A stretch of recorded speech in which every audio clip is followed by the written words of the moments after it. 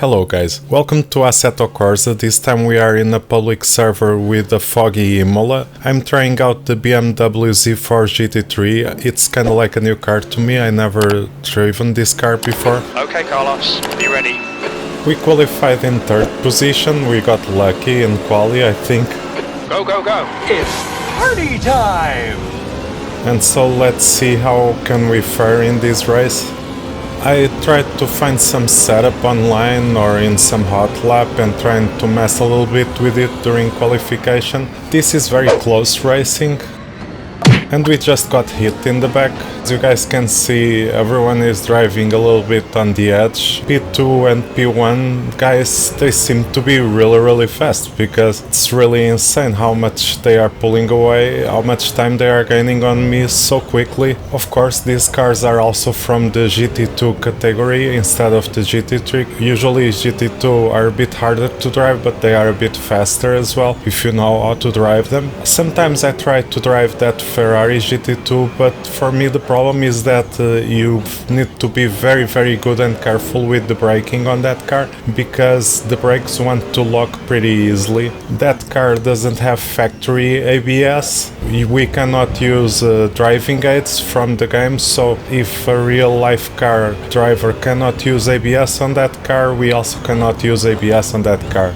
One of those guys is going pretty wide. I think they are fighting between each other and they are starting to bleed time, as we had for the main straight here. Because they do not have ABS, it's very easy to lock up the wheels. P3. And to actually get flat spots on the tires, damage the tires, overheat them, overwork them. Whoa, this went a bit crazy here. There's an incident in Tosa. And the P1 and P2 just switched. Yellow flag, caution. As you guys can see. Right side. Right side's clear. Losing time when trying to overtake him safely. Left side. Still there. Whoa, Clear left. this was so bad. You're on right side's clear. Sector 1 is quick. Fatality. We had a huge crash there. The former P2 just snatched P1, crashed into some back marker, driving really badly, doing all the stuff that you are not supposed to do to have a clean race. So that guy really messed up. And now I'm left with this Ferrari GT2. This guy is very good and fast, and I'm having a huge fun following him, learning from him, and trying to race him as clean as I can. Now we have another back marker. Sector 2 is on car right. So this was a bit dangerous. Clear right. But we survived it, and it looked like we were going to lose time, or maybe the P1 was going to lose. Yellow flag. And he went really wide. Car right. Clear right.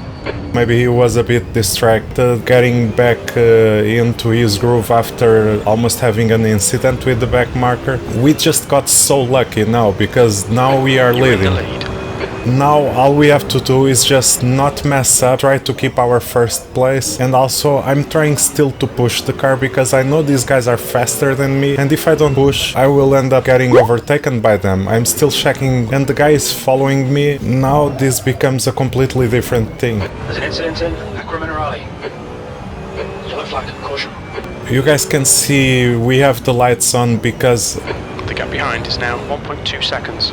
the track is foggy and it looks like really bad weather, which is very interesting. The track temperatures were also a bit low, and now the guy is following me and I think he is reeling me in, he's closing on me.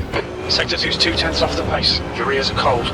That green floor on the side of the track, you have a lot less grip on the green floor than on a tarmac, and sometimes you'll feel the loss of grip on the steering wheel and the car wants to slide a bit more. I have to check by the car radar there. You've got about 4 laps of fuel left. That lap was at 146.36. Sector 2's 2/10 off the pace. The 146 lap, I think it's my fastest lap ever with a GT3 car on this track. I was surprised I was able to pull that lap, but it's just because I'm racing really good guys around my level, and these guys are pushing me into my limits. Sector 1 is quick. Quick sector 1, but I'm still a bit on the edge with the car. The tires are cold. The setup here on this track I have for this BMW is not as good as the setup I have on the Spa track, I think. Or maybe I just don't have enough practice at Imola, and especially with this car. It's kind of like the second time I'm driving this car in my life, and so to jump right into a race that's so close, I was not expecting this.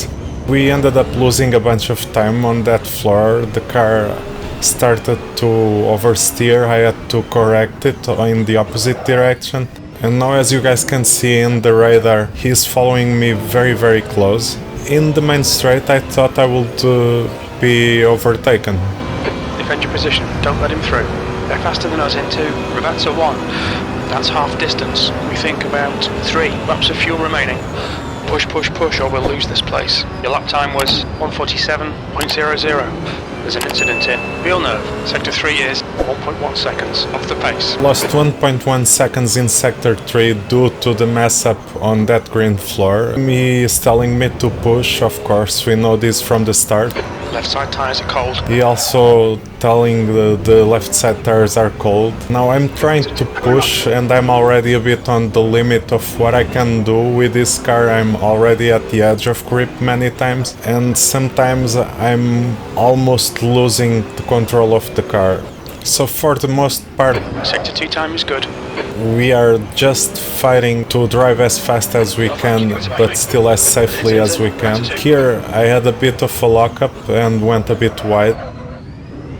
Here I start to see this back marker and I'm already thinking that I will have to overtake him as soon as possible, and I don't want to have an accident with him.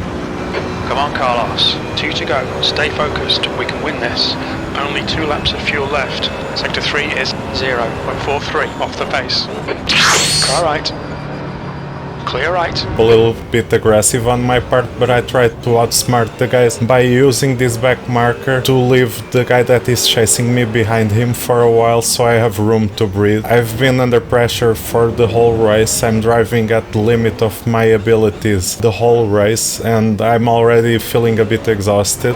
You're pulling away. The gap behind is now 4.2.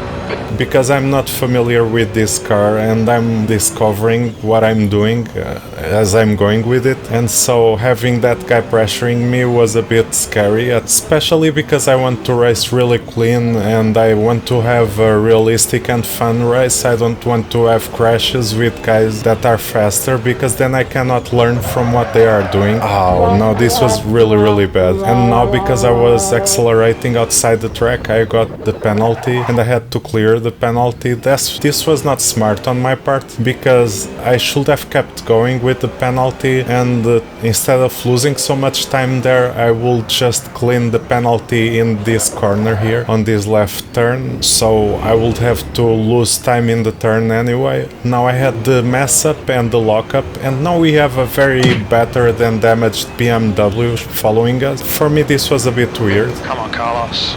Last lap. Keep your shit together. You're not home yet.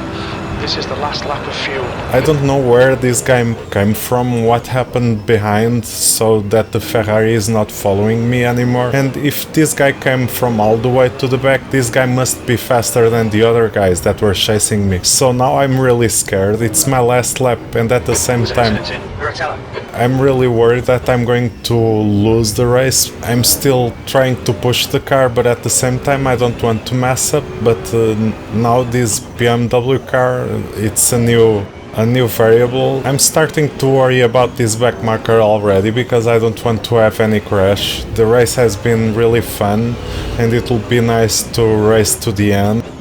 Trying to overtake him safely, I have to be careful. And then I messed up. Hold your line.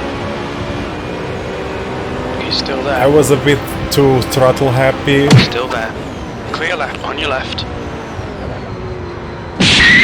3 wide, clear right, clear all round. 2 litres remaining.